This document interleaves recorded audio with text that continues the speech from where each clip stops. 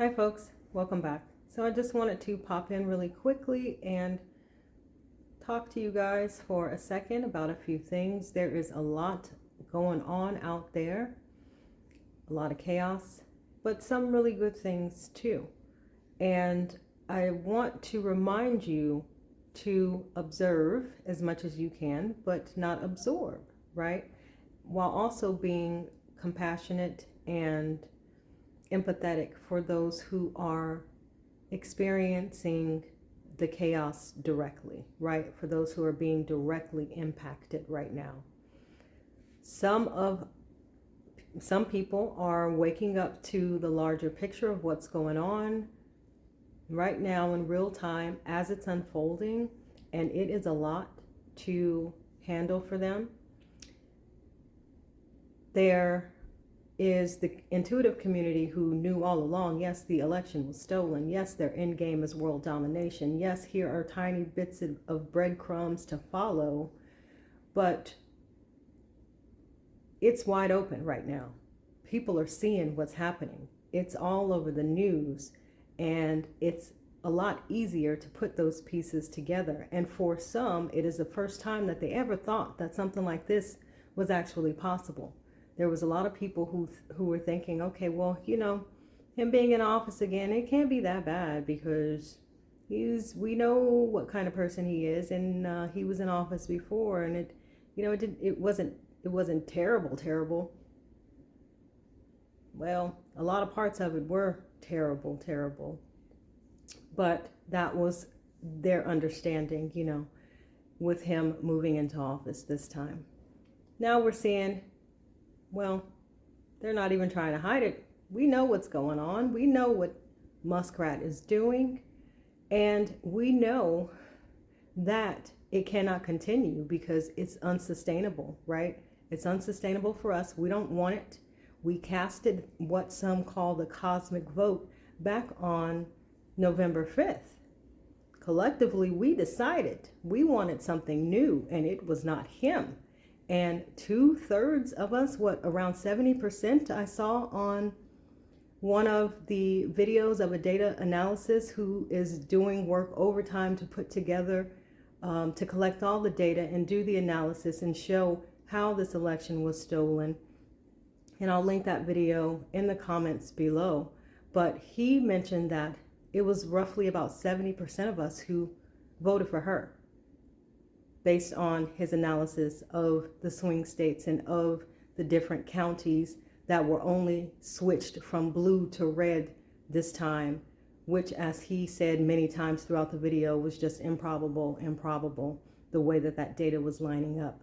So we casted that cosmic vote, as some intuitives call it, and we made our decision to have that something new, to have this era ushered in of the divine feminine by a woman with all of the skills and the talent and the smarts to do so, right? And now we see many people in the higher positions, our reps, speaking out, standing up, saying we're not going to accept the things that are going on in that administration right now, demanding different things, telling us we say no, together we're saying no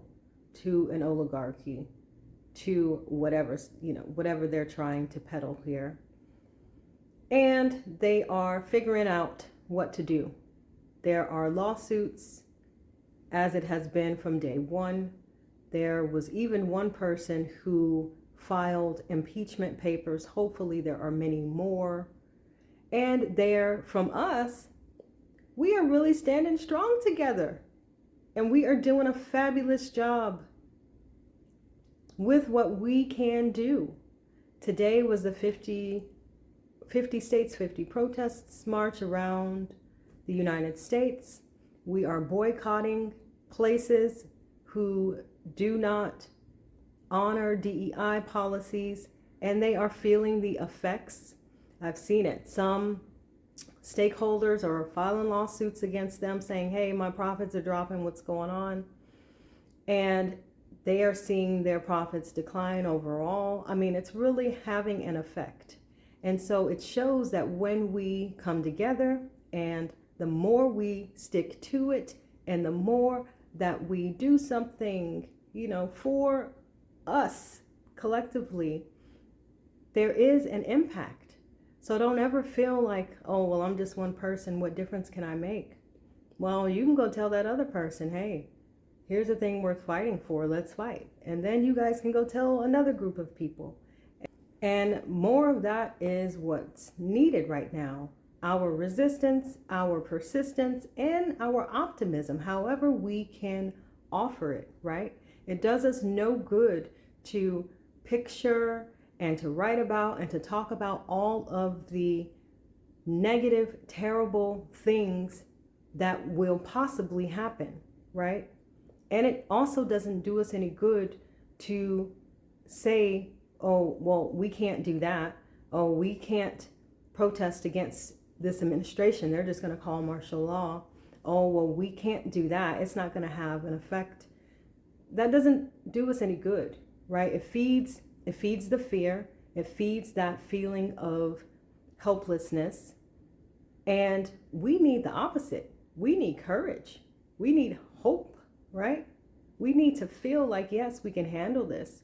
And the more that we stand up and the more that we claim, what it is that we want and demand what it is that we deserve, well, that becomes all the clearer to us. That yes, we can. Right? Moving into next week, I feel like we can expect more of the chaos throughout most of February, actually. But there's the more that the quote bad chaos rises, the more that the good chaos rises as well. So there will be so many things hit and thrown at this administration that they'll get to a place where it's kind of just gridlock. They can't execute anything because of all of the lawsuits, all of the people speaking out, all of the legal things against them taking place. And that's really where we are. I felt like the pivot, or the turning of the corner, because it's stronger than a pivot. I felt, was it yesterday or the day before? I think it was yesterday, where I woke up with that song in my head, and one line is, let us march on till victory is won. And I felt like, yep, we've turned the corner. We've turned the corner here. And our efforts to unify are getting stronger, and our ability to feel confident about not stopping until we see them removed and we see the things different. We see laws and we see just things that we need, right? Out here in the society that we contribute to and live in. Until we see that, we won't stop. This is like just the beginning here of us learning how to be more united. And it is really a beautiful thing. So with whatever chaos plays out in this next week, make sure that you are constantly coming back to center, right? Observe, don't absorb, while also being compassionate and empathetic for those who are directly affected and impacted. And it is okay for you to look away. You can look away from the headlines when you've had enough, and it's not making you feel good, right? When it is disturbing your nervous system and putting you in a panic, that is exactly when it's time to look away. You can ask yourself a few questions if you ever feel like you can't get yourself out of that place of like worry and panic. Go back to the basics. Am I safe in this moment? Yes. Okay. Do I have what I need to survive right now? Yes? Okay. We usually do, even if it's not exactly what we want or exactly how we think we need it. And who is my support system? Let me get with them. And is there any way that I can maybe help someone who doesn't feel safe, who doesn't feel like they have what they need to survive in this moment? And you can just kind of go through those questions to sort of bring that temperature down for yourself and remember, like, okay, yes, the world is doing its crazy spin out there, but in this moment, I am okay. And if you want to take that a step further, find you some healthy distractions that you can put on your list of things that you do when you need to look away and find your center. The things that you enjoy, right? Maybe taking a walk, maybe taking a nap, maybe just watching a movie, maybe making something good for dinner, and through that you'll remind yourself of what it is that you're actually fighting for, what it is that you really want, to the privileges and the freedoms, even if they're small, that you really want and cherish and love about this country, right? Those moments there, what is it that you are grateful for? One of the things that I've been doing recently is a gratitude rant. That is one of the fastest ways for me lately to raise my vibration. And sometimes I just start off really small. Thank you for the sun coming up today. Thank you for this cup of tea. It's really good.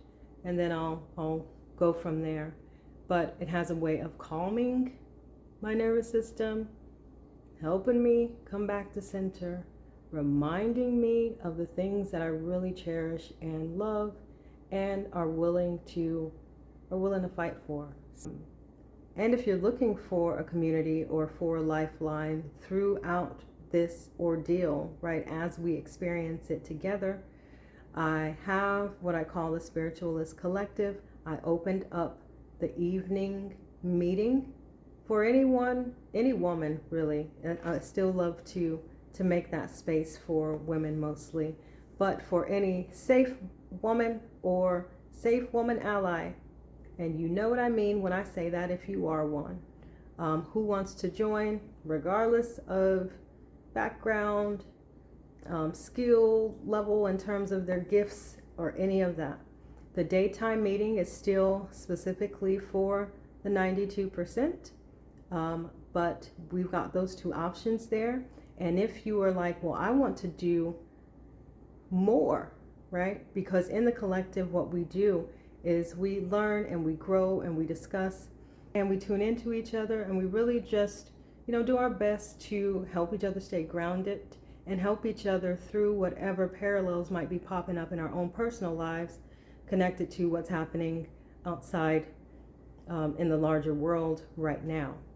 But if you want to step that up a little bit, I also have the class called Psychic Combat, where we really focus in on sharpening your skills to be the most effective throughout this time.